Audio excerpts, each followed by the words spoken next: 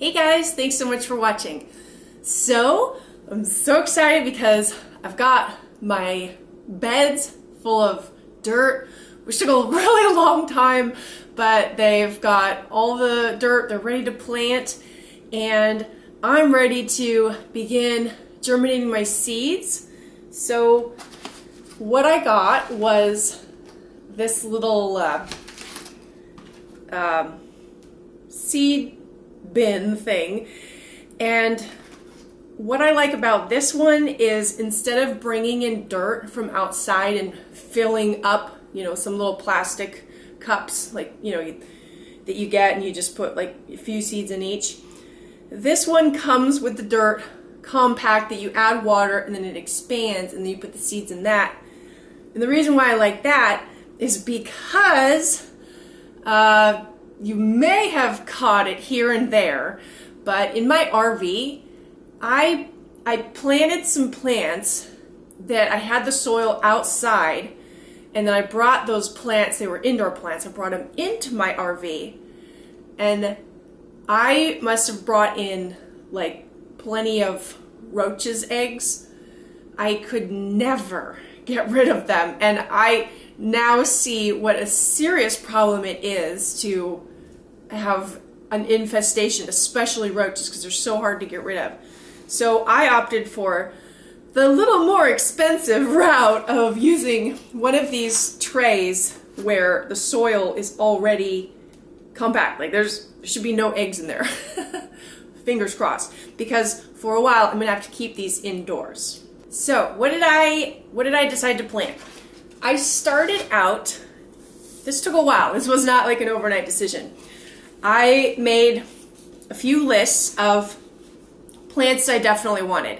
Definitely tomatoes, definitely basil, I wanted to do garlic, onion, carrots, chives. I didn't end up getting chives, but what I did was I made the list of the things that I wanted, like especially the top priority. Tomatoes, basil, definitely.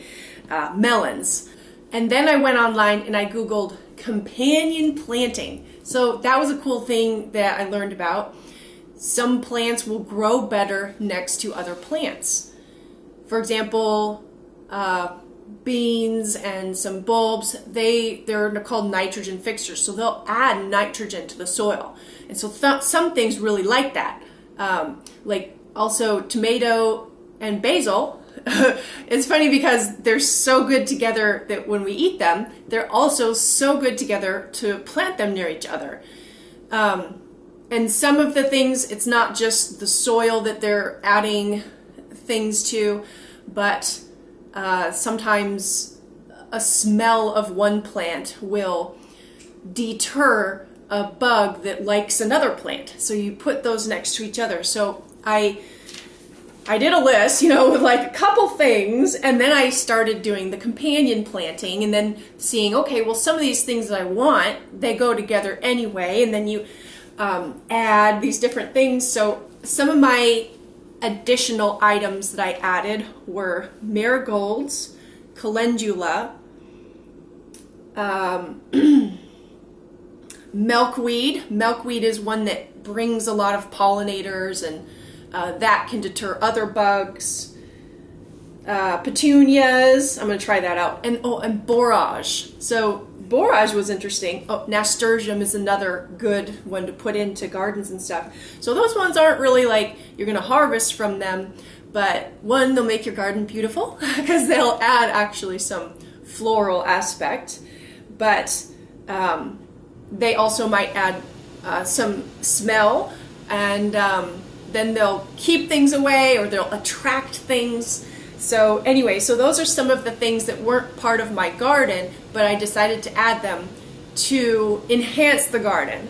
So, and then borage is interesting, and sounds weird. It sounds like porridge or some weird thing, but apparently it's kind of a cool flower. You can take the flower heads off and put them in ice cube trays, and then like have the flower in your ice cube. So when you drink, it'll like a sweet tea in the summer or something, you can add those ice cubes with the flower heads, or even just add the flower heads directly. And they'll add a little bit of like a licorice flavor, and they're just pretty and they're edible. So again, marigolds are also edible too. Some, I'm not sure all, but so anyway, I'm so excited because I got that written out and thought, okay, well, I'll put, you know, clumps of these and those. So then I tried to make my list even cleaner. At this point, I thought I was going to do 3 beds, and then I decided to just do the 2. Anyways, back and forth. So I put together which ones would be good in the beds together, not knowing exactly where they would go. And then the 3rd step, I did this one last night. I used graph paper. I don't know if you can tell, but this is on graph paper. And I measured out the distances between little quadrants that I would make in the garden bed, and because some plants require, like, you know, 16 inches of spacing, you know, 8 inches on each side.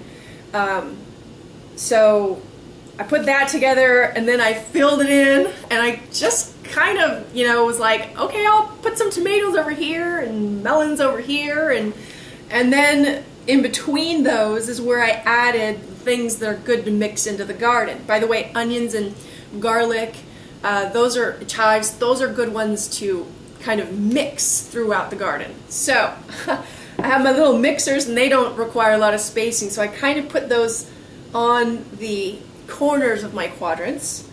And I mean, there's no science. It was kind of like, okay, look at my list and what can I put in? So anyway, last night I have started, I ordered all the seeds online, and I've already received them. So today I wanted to get them planted in my little planters. And what I did last night was the seeds that I want to start planting, I put them in water. So they've been soaking overnight. So these are seeds that I have not soaked. These are ones I soaked overnight.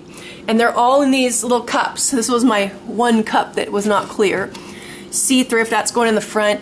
And then I wrote on them, right? So we got butter crunch lettuce, milkweed, that's my butterfly attractor, carrot, marigold, beets, and a bunch of others. And I'm really excited to report this morning that some of them have a little bit of activity going on. Let's see, this one, the borage. The borage, you can see some of them actually have the little tails going. So if you've got the tails, that means you're going to be able to plant them.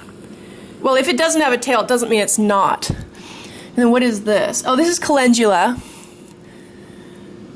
That one's looking interesting. But the one that's like going gangbusters is my basil. You can, that's a good shot. Look at, they used to be little black dots, and now they're like fuzzy. So I'm really anxious to get them in. These ones, what is this? Oh, this is okra. You can see some bubbles, like on that one. It's got a little bubble, so it might be kind of opening up. Also, the seeds that fall to the bottom are usually a little bit better. This is my nasturtium. And you can see some seeds are floating, and some seeds are, oh, there are now some are sinking. The seeds that sink to the bottom are usually more viable than the ones that float. So we will try this out. I'm going to put some of these in. Obviously, there's more seeds in here than I can put in my little tray. Of course, I'm going to need to get more, but it's kind of like I just wanted to put some in here and see if I could get some activity. Came with a little packet of some vitamins and fertilizer and to mix with 1 gallon of water to begin this. So here we go. I don't know how long this is going to take for these to expand. I'm hoping it'll take like 20 minutes or like 2 hours and not overnight. It did not say on the package.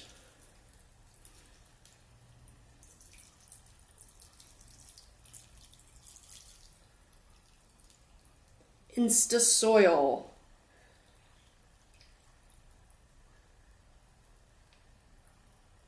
I can hear sounds of compression waking up. So that is 1 gallon. And now we wait.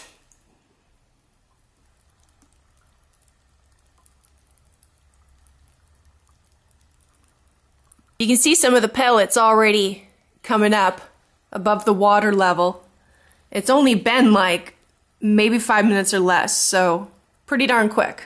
Now that I got my little pod things going, I put some basil in here in this first row. And don't forget, because I was doing this little pot before, and I almost forgot to fill out the sheet of what's in there. And what I'm putting on is the date that I sowed them. If I put them in the refrigerator, some require it, 7 to 10 days in the refrigerator. I put how many days, and I put how many days I tried to germinate it in the water. So then, don't forget, because you'll move your thing and then you'll be like, well, was it upside down or right side up? So I put the label on that thing is on this side. So that is going, and this one's got some perennials that I'd like to grow to put in my front yard. So I'm so excited, not just doing vegetable stuff, but also getting to do some, landscaping sort of stuff. So I did the basil, and I was finding that I used a paper towel to dip in the water to get it out, but these seeds might be big enough. And, oops, I think this might be a little wet.